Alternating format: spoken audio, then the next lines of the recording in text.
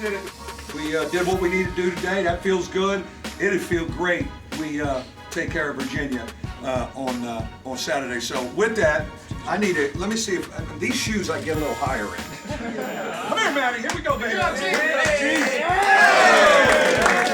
Big time team effort, man.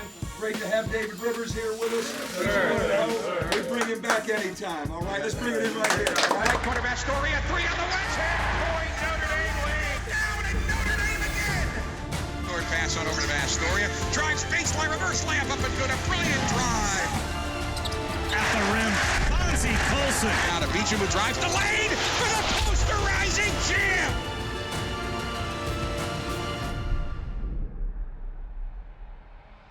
Hello again, Irish fans, and welcome to this week's edition of Inside Notre Dame Basketball with Mike Brey. I'm Jack Nolan, and Coach, our mantra on this show is 1-and-1 weeks are good, and this was a week of great highs and a big low. Your first win over Syracuse in 5 tries, another frustrating loss to Virginia. Well, you're right, Jack. When you get into league play in this league this year, 1-1 ain't necessarily a bad thing. But I loved how we played against Syracuse. We did a great job attacking their zone. I think the story was more our defense. But Virginia has our number, flat out, and we couldn't keep up with them. They kind of wore us down, and they really defended. They're a heck of a program. We respect them, but we're 1-1, and we move forward.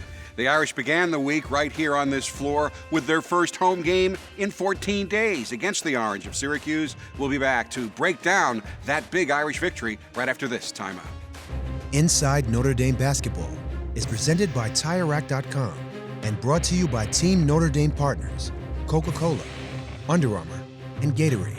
Inside Notre Dame Basketball is also brought to you by Bank of America, Canon, Xfinity, Delta Airline, proud to be the official airline of Notre Dame Athletics, Notre Dame Ticket Exchange, powered by Vivid Seats, Nissan, Notre Dame Federal Credit Union, SiriusXM Satellite Radio, and UPS. The Syracuse 2-3 zone is always difficult to break down, but you told us after the game on the radio you thought this was the best job your team has ever done attacking it. I thought we did a great job, Jack. You know, we figured it out. We are a good passing and catching group, and we adjusted to different spots on the floor. Bonzie at the foul line. I thought we did a great job driving the zone at times, but what helps is when you make shots over the top, and we made shots over the top, especially our senior captain, VJ Beecham. What does it mean to you and this team when he knocks down that first jumper? It's such a great lift. He needs to get off to a good start. He's a get off to a good start guy. When he hits a couple early, you feel he is really going to have a heck of a night, and man, did he. Career high 30 points, made 6 threes, but just as impressive, right behind you here on the baseline, he made back-to-back dunks. Yeah, he was really getting to the basket as well. I thought Matt Farrell did a great job driving. Rex Pfluger, Steve, they drove the zone, but VJ gave our team and our home crowd a great lift. But it was not just VJ. You jumped out to a 14-6 lead. That really got the crowd into it, and all 5 of your starters scored in that spurt. Yeah, and I think, you know, one of the keys was how we played defense to start the game. We never really let them get into too much of a rhythm. We kept them off the offensive board. Again, I thought our defense for the game was key, keeping them in a 41% field goal percentage. You raved about that defense after the game. You mentioned it in the first segment of the show. You've just mentioned it now. What specifically made you so excited about the way your defense played? You know, I just think, you know, we played it as a group. You know, we're an improved defensive team this year, and the key is we play it as a unit. Yes, we play offense together well. Our numbers say that. People talk about us all over the country. We play defense well together, unselfishly. We help each other. We have each other's back. Bonzie Colson had some foul trouble, only played 24 minutes, but he didn't get down. In those 24 minutes, he scored 14 points, grabbed 14 rebounds for his 12th double-double. Yeah, I thought he was just kind of a junkyard dog in the paint all night. We needed him to play at the foul line against their zone. We feel he's great there. We discovered him against Duke in the semis of the ACC tournament as a foul line guy versus zone. But it was a grinding kind of game for him, and Bonds is good in that atmosphere. Despite all the success this team has had, no one on this team had ever beaten Syracuse. What did that mean to them? I think it meant a lot. You know, those were guys they wanted to get. They've had our number, but I think for Steve and BJ, there was no question to beat the Syracuse program. It's a great program. It's always an endorsement of your program when you can beat Syracuse. So the Irish beat Syracuse 84-66, and they were fired up and they had momentum for Virginia coming to town on Tuesday night. We'll show you how that one turned out right after this.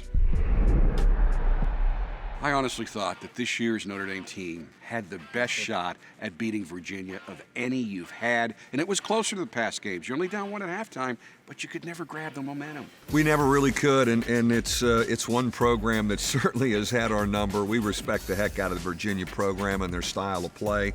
I think, again, like Syracuse, you got to make some shots over the top of that defense to feel good about yourself. We did against Syracuse. We did not against Virginia. We kept giving it a run. We kept trying to make a run. I think one of the reasons the game was closer is you got a lot of good shots. In past years, you've taken a lot of shots. They haven't been good ones. You got good ones, but shockingly, you didn't make them. Yeah, we got better looks against this defense than we've ever had and since we've been in the ACC, especially in the first half. We got a couple in transition, some kickouts, and some really clean-looking threes. Part of our arsenal, no matter if we're playing Virginia or whomever, is making a good number of three-point shots. When we don't do that, we struggle. When you weren't able to make some of those shots and weren't getting the offensive rhythm you wanted, you downshifted, you went small. That usually helps you, and it did offensively, but it made you vulnerable on the board. Really did. It's a fine line when we downshift. Can we absorb the backboard? And we really couldn't against Virginia. They pounded us on the backboard. We didn't get any second shots as well. The other thing is, we didn't get any loose balls. We were trying. We dove. It bounced off us 4 or 5 times. Virginia came up with it just about every time. But they kind of wore us down and broke our spirit. The 50-50 balls were bizarre. At one point I mentioned on the radio, it was like you were trying to catch a greased pig. You had it, you just couldn't hold on to it. Yeah, it was amazing. And I think in a way, our guys wanted Syracuse really bad, and we got it. And they really wanted Virginia bad. I think our group wanted them so bad we were a little tight. We were wound up a little bit. And one guy on your team who's a captain, he wants the responsibility, but no one beats up VJ Beacham mentally or puts more pressure on him than VJ Beacham. Yeah. You need him. He wanted it. He was 1 for 10, and that hurt. VJ's one of those guys you keep riding because all of a sudden the light bulb can go on. He's had great second halves. He's had great last 10 minutes of a game. You're waiting for it. Just really didn't happen for him, but he's the kind of guy that'll bounce back. During the course of this season, you are going to take some hits. This certainly was a hit. How concerned are you about this loss? I'm not. I think because of the maturity of this group, the leadership of this group, hopefully the tone that I've set is, it counts as one loss. We got to move forward, and you kind of erase it. You learn from it. You confront some things we need to do better. Some of our routes defensively, I thought we broke down on. We have to be better there, but you got to flush that before you play again. When we come back, folks, we're going to return to the halftime of the Syracuse game for a very special ceremony as David Rivers, number 4, was elevated right up there into the Ring of Honor. At halftime of the Syracuse game, in front of a sellout crowd that included his family, friends, and some former teammates, David Rivers watched as his number was elevated into the Notre Dame Ring of Honor. Not only did Rivers lead Notre Dame in scoring in each of his 4 seasons, he remains the only Notre Dame player to average 15 or more points for 4 consecutive years.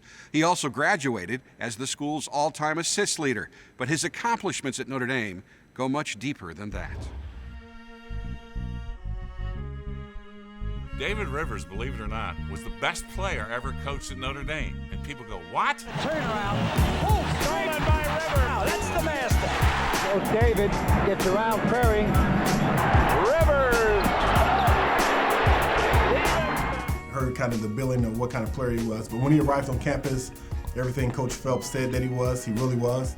Digger obviously hyped him up pretty well and comes in, he's about 150 pounds. He looks like a little skinny, scrawny little kid. And I said, this is the kid who's gonna be that good. And, first day of practice, you could see it. Now, from the moment that David Rivers stepped on the court at Notre Dame, he was the guy who was running things. He was the guy that made everybody else better. He was one of the few guys who can literally take over a game on both ends of the floor. You know, all you had to do with David was run and be ready to catch the ball because he was looking. It looked like it seemed like he had 9 eyes. He could see everybody. I imagine the game was very slow for him in his head because it seemed like he never made a mistake, at least from my perspective. You know, he directed the offense, he directed the defense, and they all looked up to David, you know, as a team leader. And this was probably from his freshman year on. You know, I really admired him quite a bit, just on how he handled himself, dealing with pressure of coming into a major program like Notre Dame. Rivers in the paint. Nice pass off to Royal. He stuffs it all. We expected him to make spectacular plays each and every night. He could do things with the basketball that very few people could do. He was also a tenacious defender. He could score, and if they took him away, he would feed other people. I mean, he really was a generational basketball. Rivers, 16-footer is good.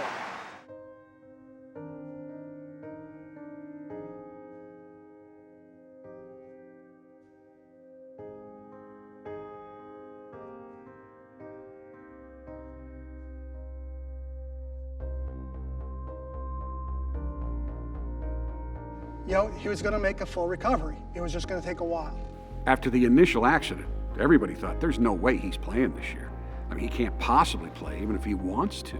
But David wouldn't hear anything of it. He was tough. He was tougher than them. To see a guy bounce back as fast and quickly as he did, taking baby steps in terms of his minutes on the court, but he just gradually improved throughout the year. Steals, Rivers gets it back. Coming back from it was more tied to that hungry kid who would do whatever he needed to do to get to practice. The accident and the comeback puts him on a different plane. It shows a depth of character and toughness and unselfishness. David fakes, drives, lays it off the glass and in. Rivers in the paint to Rivers. He fakes. Nice pass on the baseline to Stevenson. I was trying to do things right. My heart was right, my spirit, my relationship with Christ was strong, and I had great people around me.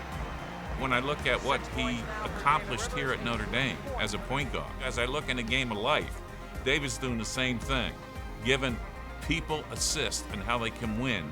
Trying to do what's right and to help others. That's kind of what David Rivers is all about. Just a quality guy. I love David Rivers. You look back at all the special people who received awards, and they're all special people. You know, and David's another one of those. Great athlete, great person, great family, and very glad for him.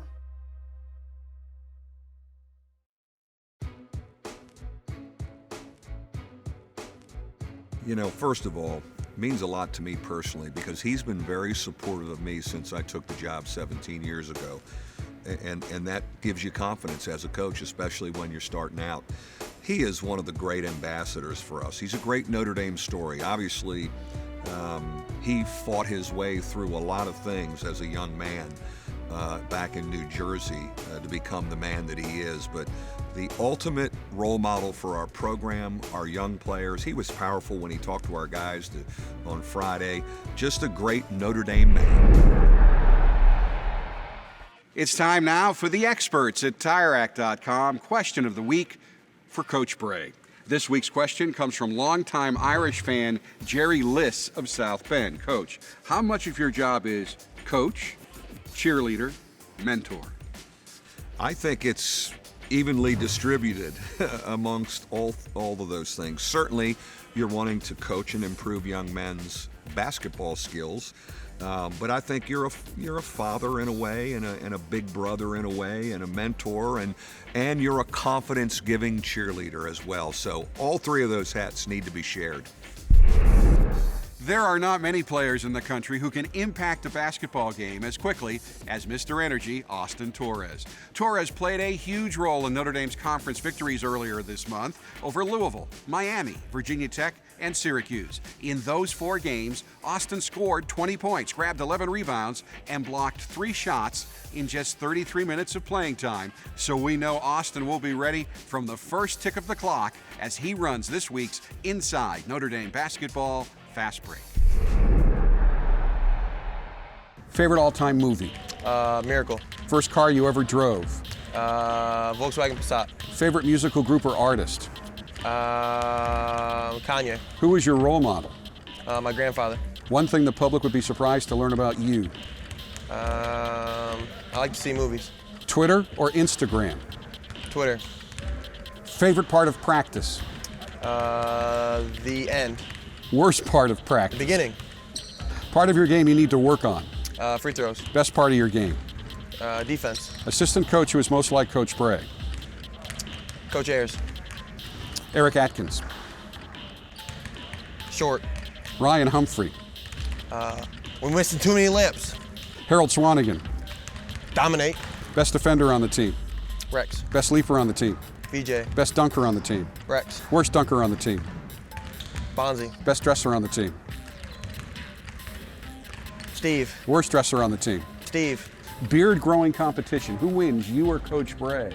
Ooh, Coach Brey. Ooh, a little breaking news in that piece. Coach who's most like Coach Brey, not Rob Balanis, Ryan Ayers. Ryan Ayers, we're changing it up a little bit. Well, Austin Torres' impact on our program has been unbelievable. He's continuing to improve every year. Certainly what he gives us off the bench is amazing, but he's become a very key leader and voice for this team. It is time now for this week's Notre Dame Ticket Exchange, powered by Vivid Seats, Play of the Week. As we showed you earlier in our show, VJ Beacham poured in a career-high 30 points, including 6 3-pointers in Notre Dame's victory over Syracuse. But it was his back-to-back dunks, both on feeds from Matt Farrell, that really got the crowd on its feet. Beacham has it in the corner, drives baseline, gets to the hoop for the two-handed slam. That was a monstrous finish. Farrell slices down the lane, behind the back pass to Beacham for the one-handed tomahawk slam. Wow! After a couple of much-needed days of practice on their court, you're right back at it with the dreaded Saturday-Monday turnaround. Georgia Tech in Atlanta, and then Duke here on Monday night. Well, we needed a couple days of practice, there's no question, because we hadn't really been able to get practice reps with 3 games in a week. Well, we're going to play a Georgia Tech team that has beaten North Carolina and Florida State on their floor. Destroyed Florida State. So, we got our hands full. And then the quick turnaround playing an amazingly gifted Duke team on Monday. So we did this 2 and 3 day thing pretty good when we beat Miami and Virginia Tech. Maybe we can do it again. It's a great league, although I know it's stressful for coaches. Somehow your hair doesn't turn white, but it's great for fans because every game is a challenge. 2 more challenges await this Fighting Irish basketball team, and we'll be back to break down the Georgia Tech and Duke games on next week's show. Until then, for Coach Brey, I'm Jack Nolan. Thanks so much for watching, and as always, go Irish. Inside Notre Dame Basketball is presented by TireRack.com and brought to you by Team Notre Dame partners, Coca-Cola, Under Armour, and Gatorade. Inside Notre Dame Basketball is also brought to you by Bank of America, Canon, Xfinity, Delta Airline, proud to be the official airline of Notre Dame Athletics. Notre Dame Ticket Exchange, powered by Vivid Seats, Nissan, Notre Dame Federal Credit Union, SiriusXM Satellite Radio, and UPS.